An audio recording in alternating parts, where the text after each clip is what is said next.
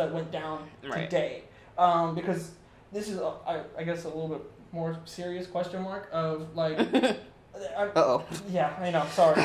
Yeah, everyone sit up straight and everything. But there was media availability, right, for all the teams today. We had Don Staley, most notably was Don Staley's press conference today. Gino also talked, and it was Paige and Bree Hall as well. But the quote that got taken out here, and I'm going to read the full quote, or not the full, I'll give you the breakdown of the quote, because it's very long, to be honest. But it's an interesting thing about the coverage of South Carolina, how South Carolina's been handled. I think there's been a plethora of valid complaints about a lot of this at times. I know, Shawnee, you have been all over it. Lob it when you're ready. Yeah, so I'm gonna read the question first, and then I'll let y'all know what I'm directly quoting versus kind of summary. Again, this is like a full long block quote here, but the question was, you have a player in Paige, one of the best in the country right now, and has had an injury-plagued career, but you know her well. Could you just talk about her, what she means to women's basketball, even if you guys do win tomorrow, how that won't define her as not being as good as others just because she didn't win a title, if that's what you believe? Kind of a loaded question. If we want to start with the question. The question is disrespectful because why are you asking me about someone else's legacy and for me to defend their legacy if I win? Yeah. No, So you're already playing in her face, but go ahead. Yeah. So to kind of sum this top part up, and then we'll kind of get into what was like directly quoted and what one of the articles and so on and so forth today. First off, Don was incredibly complimentary of Paige. I want that to be as crystal clear as possible. Like, none of this was like anti-Paige by any sense of that by any means. But the part that gets interesting here is she says and this is direct quoting now. Her career is legendary. She will leave a legacy at UConn whether she wins one or not. And then I just want to put it out there. I can't not address it because it's happening. It happened to us last year. Everything was about Caitlin Clark and her legacy and her ability to win a national championship. Yet we were coming into this thing undefeated, doing something that's unprecedented at the time because it's hard. It's hard. We find ourselves back here in a similar situation. I want the sentiments to be about our players and what our players have been able to do equally because there's room to do both. We can raise Paige up because she deserves that and raise our players up because they deserve that. And that's not talked about enough. There's room for it in our game, room for Jose, room for our game, for all of us to be covered. Let's not choose one's history over another program's history. Let's not choose one player over another player's history because we're all creating history for our game. And I do also want to point out, before I lob it up to y'all, she did mention Caitlin earlier in the quote as well, so it wasn't like she was kind of like picking Caitlin out randomly. She was also very complimentary of Caitlin within this and was like, yeah, these players deserve this coverage, but let's multitask, I think, is to sum it up in a sentence. I guess, Shawnee, we'll start with you. I mean, obviously, again, you've been very vocal about coverage over time. Do you feel like it's, I don't know if disproportionate is the word, like for like what we're seeing right now here at this Final Four? Again, because that question in and of itself is already proof of that. Mm-hmm. So this is everybody's fault. I've been saying this for like a year. Once Caitlin started getting closer to breaking the record, everybody was like, pump your brakes. These black women had this record first. And I was like, why haven't y'all covered this and done a lead up unto this so that we're not telling people stop having fun and learn something? Because nobody wants to do that. People hate reading. And like, so I said at a certain point, using Lynette and Pearl, their names in these conversations to try and like dim Caitlin's shine, I was like, that's doing a disservice to them because we're not actually learning their history in a genuine way. So I feel like fast forward, everybody started picking out every other white girl to like spite Caitlin, and now it's backfiring because the white girls are still the center of attention. I said cover the black women.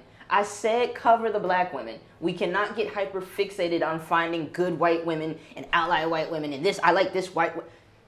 Cover black women. I said cover black women. Everybody called me out of everything but a child of God for saying this, but I said cover black women and do it in a manner that you're telling their stories and telling their narratives. So now when we get to it, because this should be UConn's legacy story, again, it should be a blue blood versus the new blood. We should be able to talk about how these two storylines are colliding because that is an incredible thing in women's basketball. You have a modern day dynasty and a historic program here on this stage another time. That should be something that we're talking about, but we're hyper fixating on Paige because she was originally the chosen one, and this is why I hate. But no, aside from that, on a serious note, hate aside, this is what she was talking about in the SB speech.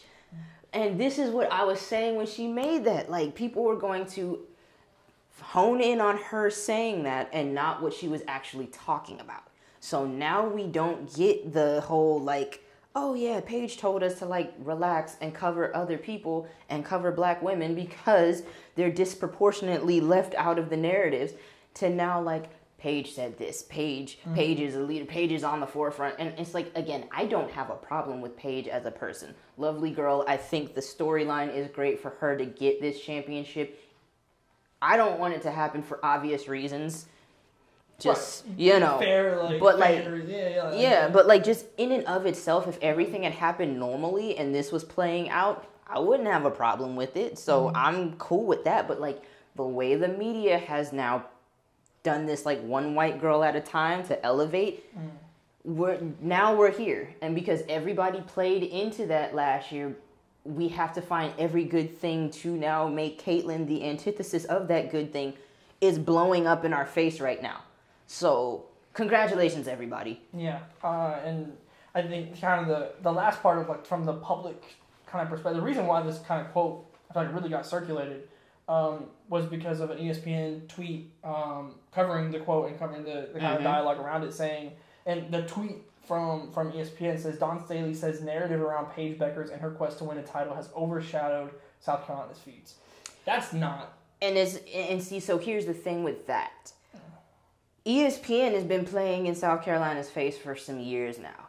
Like, it's been 4 letters. Going back to 2021, straight up. Like we've seen it from the Aaliyah Boston Cry picture, right? Where we're using that as every single time we're talking about her, we got to use that picture. And then Dawn Staley has to say, like, stop. To, like, we joked about it, but, like, the Holly Rowe calling Aaliyah Edwards during the trophies presentation.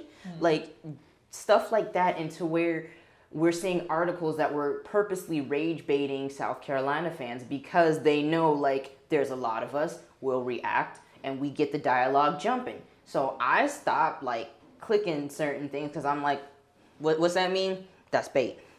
That's bait. And so now we're kind of like, things have, the block got a little too hot for them to do that this past year, so they had to simmer down a little bit, and now they're dipping their toe back into the water, like, is it safe to disrespect South Carolina again? Let's see. Yeah, and Don responded to that tweet from the article just saying, lies, fix your headline, please. And right, because again, we're less than 18 hours from a national championship game. And we do not need that energy and that, like, to be focusing on that heading into this. But, like, you have to, because they made 4 letters made this story and was like, now we must report on the story. So it's like, I don't know who asked the question, but, like, again, I just don't particularly care for how that question went about. But now it's a story because she answered a question that was asked. So, congratulations, America. Greer, I mean, I kind of just love it, just generally, like, I feel like that was pretty well covered right there. I mean, I don't disagree with anything that Shani said, you know. It's a big part of the reason why we exist, right, is to be fair, to be balanced. I think we've done a really good job of, like, seeing around corners, knowing how things are going to be perceived, and we're intentional and thoughtful about our work for reasons just like this, you know. So thanks, 4 letters, for giving us the platform to do the job the right way, honestly, right? And we're doing it ethically. Tag me back in. I want back in, because when the Gamecocks went undefeated, right, won a championship, we had Molly Benetti on here. We had Malaysia Fulwiley on here. We're the only ones, like, really, like, during that what should have been a victory lap, like, doing interviews and stuff. People were complaining about Caitlin Clark. And that's another thing that I kept saying. Why are we talking about her at all right now? She has not played college basketball in 365 days. Why are we talking about her? No one's breaking any records that she held. Why are we talking about her? Because when you kept writing articles saying Caitlin Clark is getting too much attention, you're giving her attention. That's what my point was. When you hyper fixate on her, you are now becoming part of the audience. And now the black women that you claim to care for, that you claim to be fighting for, you're not covering them. And when I ask you, why aren't you covering the black women? That's not my beat. Now, this is how we get certain stuff like this, because y'all get in the booth. Get in the booth. Because I'm going to keep soapboxing. Get in the booth. Well, look, I mean, normally, like, we're normally pretty good about, like, our discretion about when there's stuff like this that happens. And I say like this in terms of just kind of like something inflammatory, right? I feel like, you know, we normally pick and choose our spots because not everything is worth a response, frankly, right? Not everything is worth giving oxygen to. But being here in Tampa, this being, I mean, it's not like there's anything else going on today in women's basketball. You know, like there's only one game left. Right. Like this felt right to talk about in this with us being here and everything, because I mean, this is, I mean, that's just false. It's just not like what the vibe was by any means. And I think that there's, you know, if you want to call out critiques on like South Carolina building a certain like a star player or whatever, and like how like a South Carolina. Yeah, that's a completely. But that is a completely. Yeah, that's not what the question that was asked. Exactly. And pay for that.